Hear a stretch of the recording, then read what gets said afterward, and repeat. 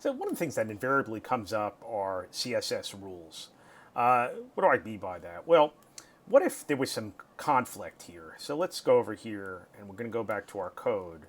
And I'm going to go over here and for blue, I'm going to say that the width is going to be 8 REM. So, but, I have square and I have blue. Which one of these ends up winning here? Let's take a look. So we could see that the one that ended up winning was blue. And let's see why that is. Let's switch the order. So really what it ends up coming down to is that it's not the order that's here, it's the order that these rules end up coming up in the document. So if you're a square and it turns out that, as a square, you have a width of 6 REM, but you're also blue, since blue comes after, and let's change the order here.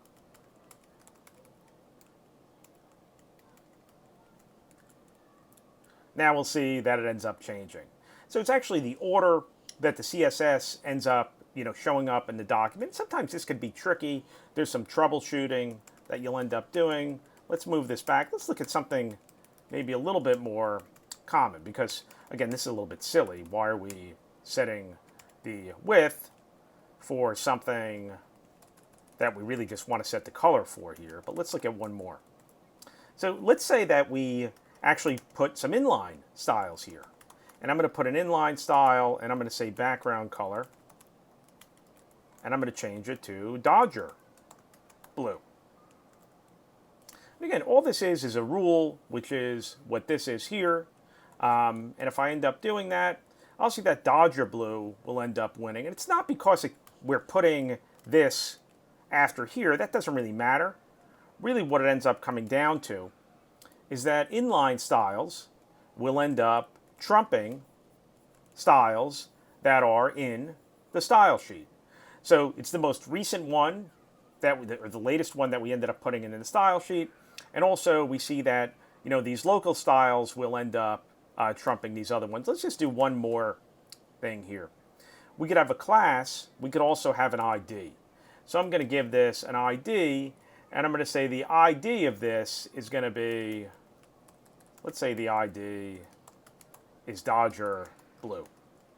And this is not going to have any impact on this now, but if I go over here and I end up putting in, how do you match up that ID in the style sheet? Well, IDs are referenced in style sheets by the pound sign.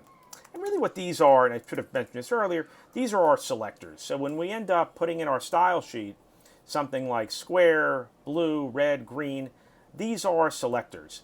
And again, these are going to have an impact on our elements that end up matching these selectors. So right now, if I end up putting in Dodger blue here, I've got this ID of Dodger blue. I could actually see that it's matching here, but I don't have anything in here. If I was to go in here and put in background color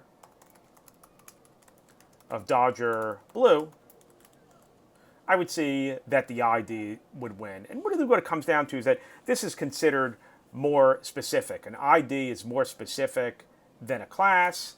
And if I go in here and put in, and again, this would be really kind of confusing to look at here.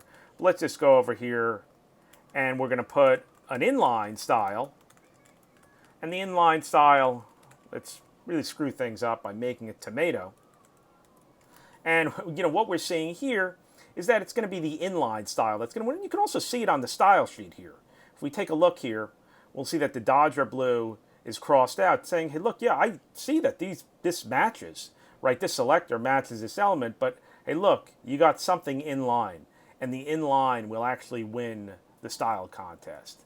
So class is more generic than ID.